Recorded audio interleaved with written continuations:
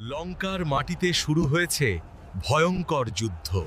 রাম ও রাবণ মুখোমুখি।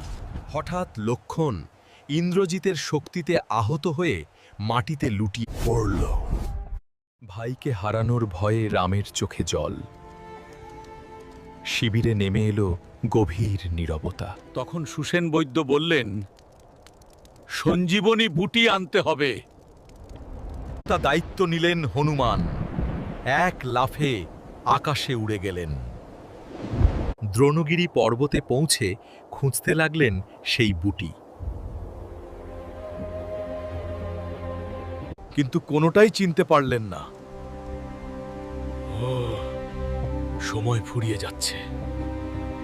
শেষে সিদ্ধান্তটা পাহাড়টাই নিয়ে যাবেন। সঞ্জীবনী বুটি এনে চিকিৎসা শুরু হলো।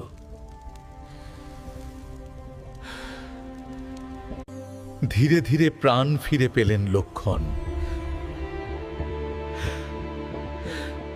ভক্তি আর শক্তির এই কাহিনী আজও অমর। হনুমান চির অজেয়।